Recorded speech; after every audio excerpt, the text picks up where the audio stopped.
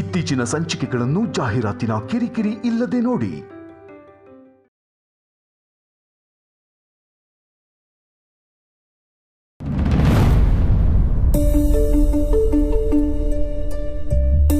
ಸುಮಾ, ನಿನ್ ಕಾಲೇಜಿಗೆ ಲೇಟ್ ಆಗ್ತಿದ್ಯೇನೆ, ನೀನು ಹೊರಡು, ನಾನು ಮೆಸ್ಸಿಗೆ ಹೋಗ್ತೀನಿ. ಅಕ್ಕ ಏನು ತೊಂದರೆ ಇಲ್ಲ, ನೀನು ಓದ್ಕೋ. ನನಗೆ ಫಸ್ಟ್ ಪೀರಿಯಡ್ ಕ್ಲಾಸ್ ಇಲ್ಲ, ಲ್ಯಾಬ್ ಎಲ್ಲ ಮುಗ್ದಿದೆ. ನಾನು ಆಮೇಲೆ ಹೋಗ್ತೀನಿ. ಮುರಳಿ ಬಾಬಾ ಬಂದಿದ್ದಾರೆ, ನಾನು ಅಲ್ಲಿರ್ತೀನಿ.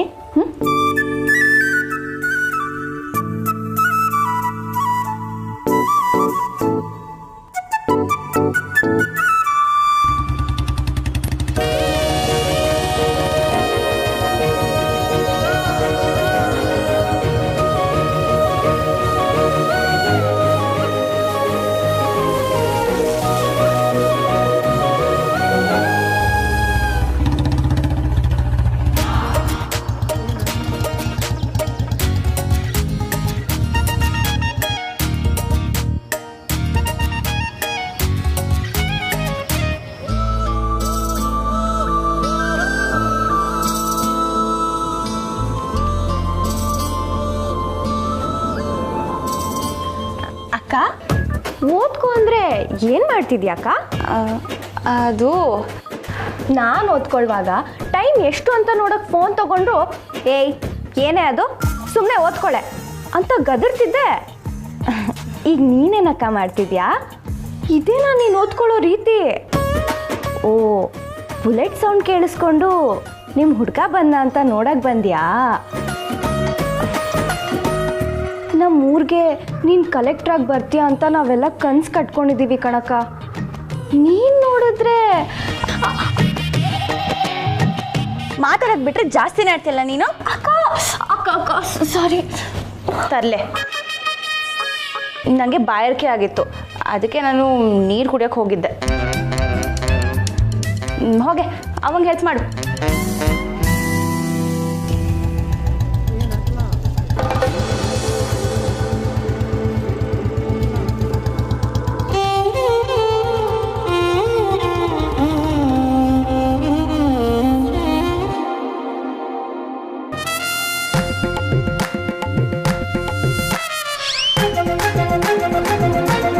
ಈಗ ಪಾನಕ ಕುಡಿಯೋಕೆ ಹೋಗ್ತಿದ್ಯಕ್ಕ? ಸುಮಾ, ಸರಿ ಸರಿ ಹೋಗು, ಈ ಸಲ ಪಕ್ಕ ನಿನ್ನ ಹುಡುಗನೇ ಬಂದಿರೋದು.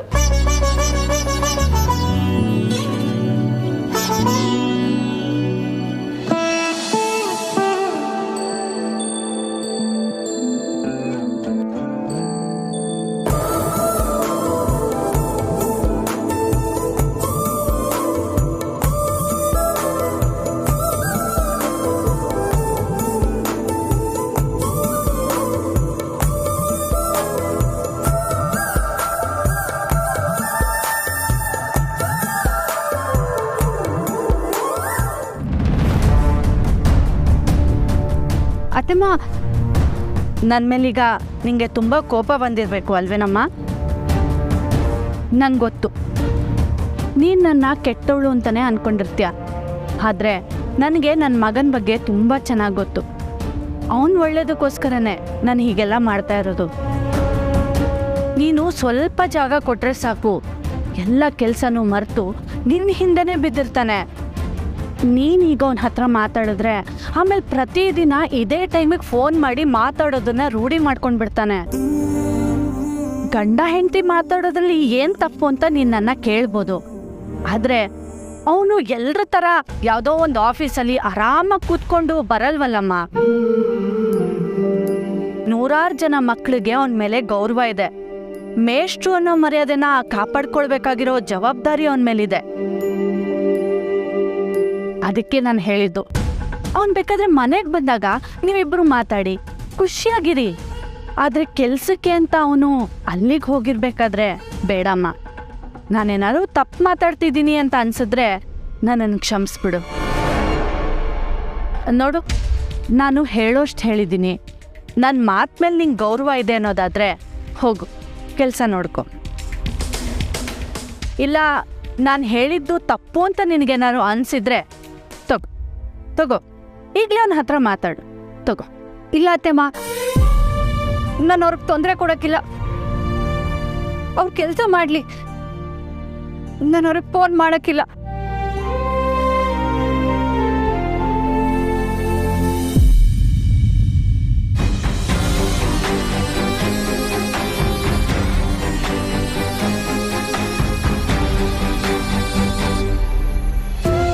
ಹಾಯ್ ಶ್ರೀ.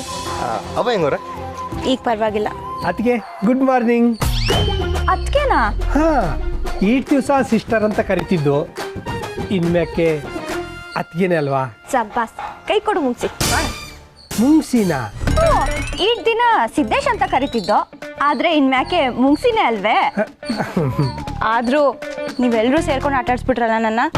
ಅತ್ತಿಗೆ ನಾವ ನಮ್ಮನ್ನ ಆಟ ಆಡಿಸ್ತವ್ರು ನೀವು. ಅದಕ್ಕೆ ಅಂತ ಸ್ವಲ್ಪ ಮೆತ್ತಗೆ ಹೇಳಿ. ಅವ್ವ ಇದ್ದಾಳೆ. ಹ್ಞೂ, ಭಾವನೂ ಇದ್ದಾರೆ. ಭಾವನ? ಓ, ಮುರಳಿ ಮಿಶ್ರಾ ಎಲ್ಲಿ? ನಮಸ್ಕಾರ ಮಿಶ್ರಾ. ಹಾಯ್ ಶ್ರೀ, ತಿಂಡಿಗೆ ಬಂದ್ರಾ? ಇಲ್ಲ ಭಾವ, ಅವ್ರು ಬೇರೆ ಕೆಲ್ಸದ ಮೇಲೆ ಬಂದಿದ್ದಾರೆ. ಬೇರೆ ಕೆಲಸನಾ? ಇಲ್ಲ ತಿಂಡಿಗೆನೆ.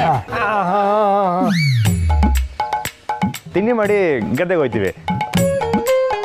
ನಿಮಗೆ ಕಾಲೇಜ್ಗೆ ತಡ ಆಯಿತು ಅನಿಸ್ತೈತೆ ಅಲ್ವಾ ಮಿಶ್ರಾ? ಹೌದು. ಶ್ರೀ, ನೀವು ರೈತರಲ್ವಾ? ಹಾಂ. ವ್ಯವಸಾಯದ ಬಗ್ಗೆ ನಿಮ್ಗೆ ಚೆನ್ನಾಗಿ ಗೊತ್ತಿದೆ ಅಲ್ವಾ? ಹಾಂ ಹಾಂ ಹಾಂ ಹಾಂ. ಇದೇನು ಬಾವ ಹೀಗೆ ಕೇಳ್ತಿದ್ದೀರಾ? ಶ್ರೀ ಸುಮ್ಮನೆ ರೈತರಾಗಿರೋದಲ್ಲ, ಓದ್ಕೊಂಡು ಅಗ್ರಿಕಲ್ಚರಲ್ ಡಿಗ್ರಿ ಮಾಡಿ ವ್ಯವಸಾಯ ಮಾಡ್ತಿರೋದು. ಹ್ಞೂ ಮೇಷ್ಟ್ರೆ, ನಮ್ಮ ಅಣ್ಣವಂತ್ರ ಎಲ್ರಿಗೂ ಮಾದರಿ ಇದ್ದಂಗೆ. ಎಲ್ಲರೂ ಪ್ರೈವೇಟ್ ಕಂಪ್ನಿಲಿ ಕೆಲಸಕ್ಕೆ ಕ್ಯೂನಾಗಿ ನಿಂತಿದ್ರೆ ನಮ್ಮ ಅಣ್ಣ ವ್ಯವಸಾಯ ಮಾಡ್ತಾವ್ರೆ. ಸೂಪರ್. ನಾನು ನಿಮ್ಮನ್ನೇ ಹುಡುಕ್ತಿದ್ದೆ ಶ್ರೀ. ಯಾಕೆ? ಆ್ಯಕ್ಚುಲಿ ನಿಮ್ಮಿಂದ ನಂಗೊಂದು ಹೆಲ್ಪ್ ಆಗಬೇಕಿತ್ತು. ಏನು ಹೇಳಿ? ನಿಮಗೆ ಏನಾಗಬೇಕು ಅಂತ ಹೇಳಿ ಮೇಷ್ಟ್ರೆ, ನಮ್ಮ ಅಣ್ಣ ಚಿಟಿಕೆ ಹೊಡಿಯೋದ್ರಲ್ಲಿ ಮಾಡಿ ಮುಗಿಸ್ಬಿಡ್ತಾರೆ ಅಲ್ವೇನಣ್ಣ? ಲೈ ಸುಮ್ಕಿರ ಮಿಶ್ರಾ, ನೀವು ಹೇಳಿ. ನಮ್ಮ ಕಾಲೇಜ್ ಸ್ಟೂಡೆಂಟ್ಸ್ಗೆ ಇಂಟರ್ನಲ್ ಸ್ಟಾರ್ಟ್ ಆಗ್ತಿದೆ. ಸೊ ಕೃಷಿಲಿ ಶಿಕ್ಷಣದ ಪಾತ್ರ ಅನ್ನೋ ಟಾಪಿಕ್ ಮೇಲೆ ಒಂದು ಸೆಮಿನಾರ್ ಮಾಡಬೇಕಿತ್ತು. ಎಕ್ಸಾಕ್ಟ್ ಅದೇ ಟಾಪಿಕ್ ಅಲ್ಲ ಅಂದರೂ ಕೃಷಿ ಬಗ್ಗೆ ಮಾತಾಡೋರು ಯಾರಾದರೂ ಬೇಕಿತ್ತು. ನಾನು ತುಂಬ ಜನ ವಿಚಾರಿಸಿದೆ.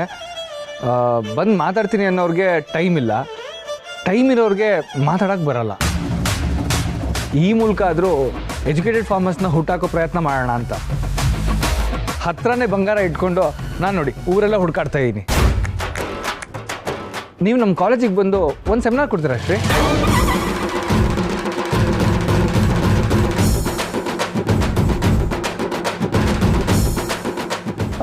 ಮೇಷ್ಟ್ರೆ, ನಮ್ಮ ಅಣ್ಣ ಹೊಸಿ ಬ್ಯುಸಿಯಾಗವ್ರೆ. ಬ್ಯುಸಿನಾ? ಏನು ಬ್ಯುಸಿ? ಶ್ರೀ, ನೀವು ಸೆಮಿನಾರ್ ಮಾಡ್ತೀರಾ ಅಲ್ವಾ? ನೀವ್ ಹೇಳಿದ್ಮೇಲೆ ಮಾಡದೇ ಇರ್ತಾರಾ? ಅಲ್ಲ, ಅದು ನನಗೆ ಹೆಂಗೆ ಮಾತಾಡೋದಂತ ಗೊತ್ತಾಗಿಲ್ಲ. ಶ್ರೀ, ತುಂಬ ಈಸಿ. ನೀವು ಮಾಡ್ತಿರೋ ಕೆಲಸದ ಬಗ್ಗೆ ಹೇಳಿ ಅಷ್ಟೇ ಅಲ್ವಾ ಬಾವ? ಅಷ್ಟೇ. ತೀರಾ ಫಾರ್ಮಲ್ ಆಗಿ ಹೇಳೋರು ಬೇಡ, ಅವ್ರ ಅನುಭವ ಹಂಚ್ಕೊಂಡ್ರೆ ಸಾಕು. ಅದಕ್ಕೆ ನೀವೇ ಸರಿಯಾದ ವ್ಯಕ್ತಿ ನೋಡಿ. ಸೂಪರ್. ಶ್ರೀ, ನೀವೇ ಬಂದು ಸೆಮಿನಾರ್ ಮಾಡಿ ಪ್ಲೀಸ್. ಸರಿ, ನಾನು ಬರ್ತೀನಿ. ನಾನು ನಿಮಗೆ ಕಾಲ್ ಮಾಡ್ತೀನಿ ಶ್ರೀ. ಬರ್ತೀನಿ, ಬಾಯ್. ಮುಂಗುಸು ಗೊತ್ತಿಲ್ಲದೆ ಬಿಲ್ಡಪ್ ಕೊಟ್ಬಿಟ್ಟ ಕಣಣ್ಣ. ಒಂದ್ ಕಡೆ ಮೇಷ್ಟ್ರು ಭಾವ, ಇನ್ನೊಂದ್ ಕಡೆ ಫಾರ್ಮರ್ ಭಾವ. ಒಳ್ಳೆ ಕಾಂಬಿನೇಷನು. ಶ್ರೀ, ನಾಳೆ ಕಾಲೇಜಿಗೆ ಬರಬೇಕಾದ್ರೆ ನೀಟಾಗಿ ಫಾರ್ಮಲ್ಸ್ ಹಾಕೊಂಡು ಬನ್ನಿ. ಓಹೋ, ಏನಕ್ಕ ಈಗಲೇ ಭಾವನ್ ಲುಕ್ ಬಗ್ಗೆ ಕಮೆಂಟ್ ತಗೋತಿದ್ಯಾ?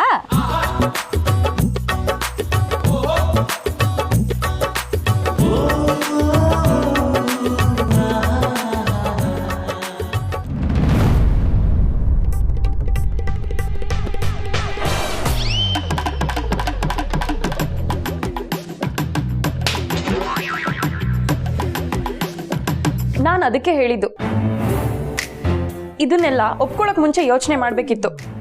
ಕಾಲೇಜ್ ಮೆಟ್ಲೆ ಯಾವತ್ತೂ ಹತ್ತಿಲ್ಲ, ಇನ್ನು ಅಲ್ಲಿ ಹೋಗಿ ಸೆಮಿನಾರ್ ಬೇರೆ ಕೊಡ್ತಾನಂತೆ. ಅಣ್ಣಯ್ಯ, ಮೊದಲು ಸ್ನೇಹಂಗೆ ಫೋನ್ ಮಾಡಿ ಆಗಲ್ಲ ಅಂತ ಹೇಳು. ಬೇಡ ನಿಮ್ಗೇನ್ರು ಆಗಿದೆ? ಬೇಡ ಅಂತಿದ್ದೀರಲ್ಲ.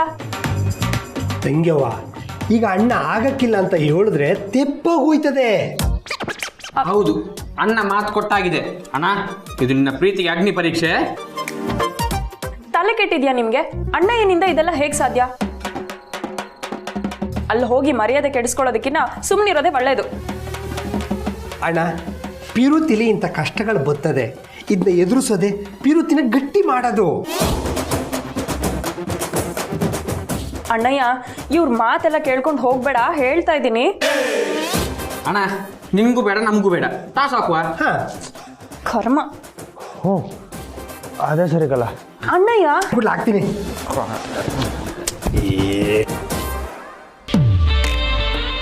ತಲೆ ಬಿದ್ದರೆ ಓಬೇಕು, ಹೂ ಬಿದ್ದರೆ ಓಬಾರ್ದು.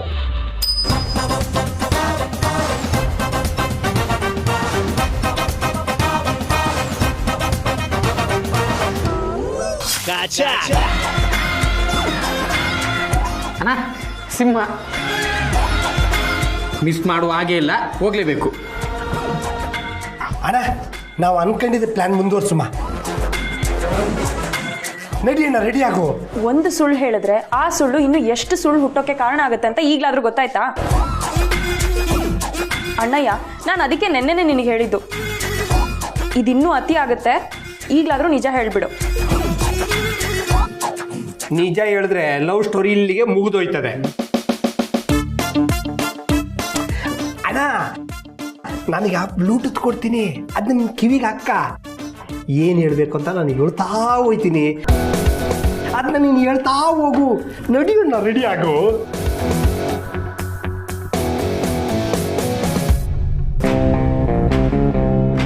ಕರೆಕ್ಟ್ ಕಲ, ನಾನು ಹೋಗ್ಲೇಬೇಕು. ನಾನು ಹೋಗ್ಲಿಲ್ಲ ಅಂದರೆ ಸ್ನೇಹಿಗೆ ನನ್ನ ಮ್ಯಾಕಿರೋ ಅಭಿಪ್ರಾಯ ಬದಲಾಗೋಯ್ತದೆ. ನಾನು ಹೋಗ್ಲೇಬೇಕು. ಏನಾದರೂ ಮಾಡ್ಕೊಳ್ಳಿ. ಲೈ, ನೀವು ಹೋಗ್ರಲ್ಲ, ನಾನು ರೆಡಿ ಆಗ್ಬರ್ತೀನಿ. ಸರಿ.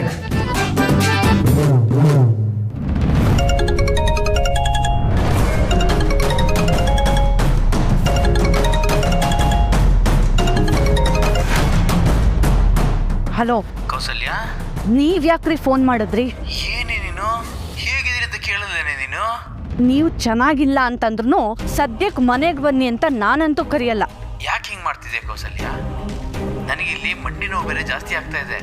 ದೇವಸ್ಥಾನ ಸುತ್ತಾ ಇರಿ, ಪುಣ್ಯ ಬರುತ್ತೆ, ಹೊಣಗ್ಬೇಡಿ.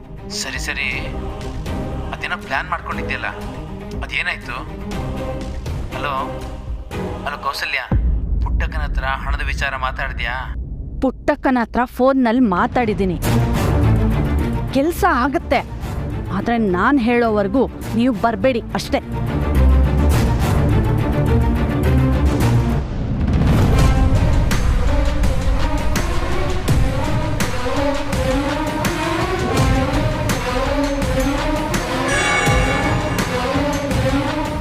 ಅತ್ತಮ್ಮ, ಅವನ ಹೆಸರು ಹೇಳ್ದಂಗಾಯ್ತು. ಅವ್ವ ಇವನನ್ನ ಫೋನ್ ಮಾಡಿದ್ಲಾ ಅಂತ. ಅಯ್ಯೋ ಇಲ್ಲ ಇಲ್ಲಮ್ಮ, ನಿನಗೆ ಯಾವಾಗಲೂ ನಿಮ್ಮ ಅಮ್ಮಂದೇ ಧ್ಯಾನ, ಅದಕ್ಕೆ ನಿಂಗೆ ಹಾಗೆ ಕೇಳಿಸಿರ್ಬೋದಷ್ಟೆ. ಏನು ಹೋಗಮ್ಮ, ನಿನ್ನ ಕೆಲಸ ನೋಡ್ಕೊ.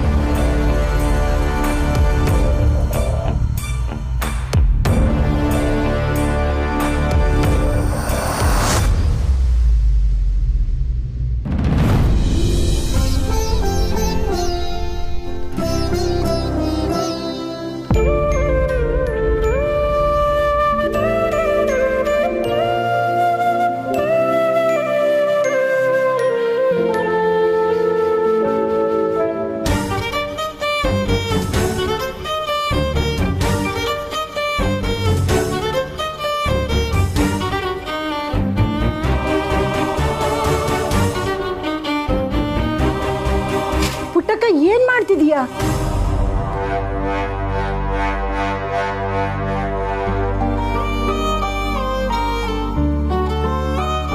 ಏನಾಗೈತೆ ನಿನ್ಗೆ?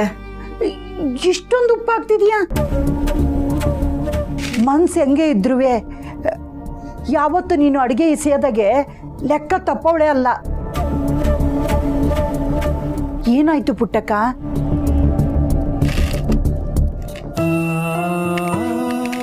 ಏನೂ ಇಲ್ಲ ಬಿಡು. ಇಲ್ಲ ತಲೆ ಸುತ್ತು ಬಂದೈತಿ ಅಂತ ಹೇಳ್ದಾಗ್ಲೇ ಅನ್ಕೊಂಡೆ ಏನೋ ಆಗೈತಿ ಅಂತ. ಮೈಗೆ ಹುಷಾರಿಗ್ಲ್ವಾ? ಆಸ್ಪತ್ರೆಗೆ ಹೋಗ್ಬಿಟ್ಟು ಬರಮ್ಮ. ಅದೆಲ್ಲ ಏನೂ ಇಲ್ಲವ, ಸುಮ್ಕೆ ನೀನು ಕೆಲಸ ನೋಡ್ಕೊ. ಇದೇ ಯಾರನ್ನೋ ಕೇಳಿದ್ರೆ ಹೇಳ್ತಿದ್ದೆ ಅಲ್ವಾ? ನಾನು ಯಾರು ಬಿಡು, ಹೇಳ್ಬೇಕು ಅನ್ಸಿದ್ರೆ ಹೇಳು. ಇಲ್ಲಾಂದ್ರೆ ನನ್ನ ಕೆಲಸ ನಾನು ಬಾಯಿ ಮುಚ್ಕೊಂಡು ಮಾಡಿಬಿಟ್ಟು ಹೋಯ್ತಾ ಇರ್ತೀನಿ. ಬೀಗ್ತಿ ಫೋನ್ ಮಾಡಿದ್ರು. ಏನಂತೆ? ಮದುವೆಗೆ ಹಸಿ ಕಾಸು ಬೇಕು ಅಂತ ಕೇಳಿದ್ರು ಅಂತ ನಿಂತವ್ ನಾನು ಹೇಳಿದ್ನಲ್ಲ. ಅದನ್ನ ಬಂಗಾರಮ್ಮನವ್ರು ಕೊಟ್ರು ಅಂತ ಹೇಳ್ದಲ್ಲ ಪುಟ್ಟಕ್ಕ. ನಾನು ಆ ಕಾಸನ್ನ ಬೀಗರ್ತಾವ್ ಕೊಟ್ಟೆ.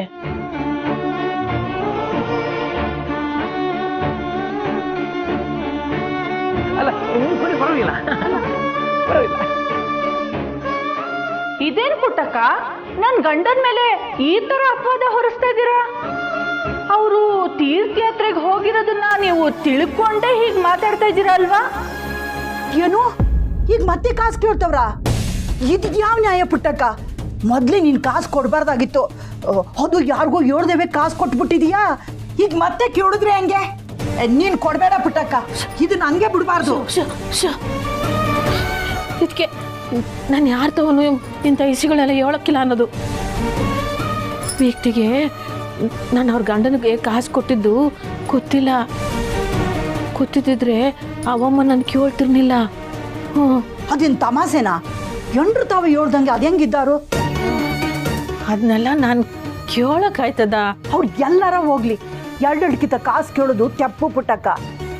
ಅವ್ರು ವಾಪಸ್ ಬಂದ್ಮ್ಯಾಕೆ ನಾನು ಅವ್ರಿಗೆ ಕಾಸು ಕೊಟ್ಟಿದ್ದನ್ನ ಹೇಳ್ಬಿಟ್ರೆ ಈ ಸಮಸ್ಯೆ ಎಲ್ಲ ಬಗೆಹರಿತದೆ. ಒಂದ್ ವೇಳೆ ಹೇಳ್ಲಿಲ್ಲ ಅಂದ್ರೆ?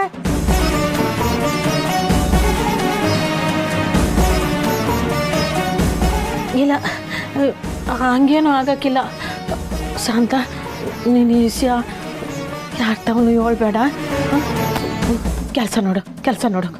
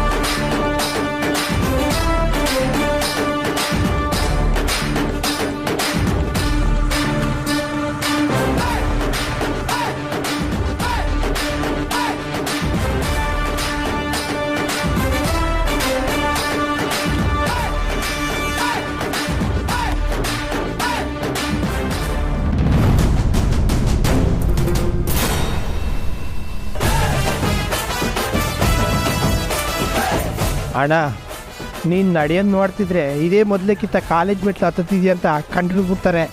ಅಂದರೆ ರಾಜಕಾರಣಿ ಓದಂಗೆ ಹೋಯ್ತಿದ್ಯಾ ಅಂದೆ. ಹೌದಣ್ಣ, ನಾನು ಕೂಡ ಅದನ್ನೇ ಹೇಳ್ಬೇಕಂತ ಅನ್ಕೊಂಡೆ, ಆಮೇಲೆ ಬೈತಿಲ್ಲ, ಅದಕ್ಕೆ ಸುಮ್ಮನೆ. ಮತ್ತು ಇನ್ನೆಲ್ಲ ಹೋಗ್ಬೇಕು?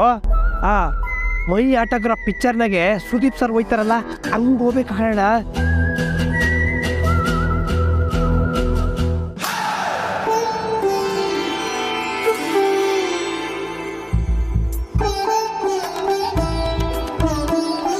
ಆದರೆ ಆ ಥರ ಏನೋ ಅನಿಸ್ತಾ ಇಲ್ಲಕಲ್ಲ. ಈ ಸ್ಕೂಲಿಗೆ ಹೋಗಿದ್ರಲ್ವೇ ಅನ್ಸೋದು. ಆ್ಯಕ್ಟಿಂಗ್ ಕಳ್ಳ, ಆ್ಯಕ್ಟಿಂಗ್ ಮಾಡ್ಕೊಂಡು ನಡಿ. ಅಭಿನಯ.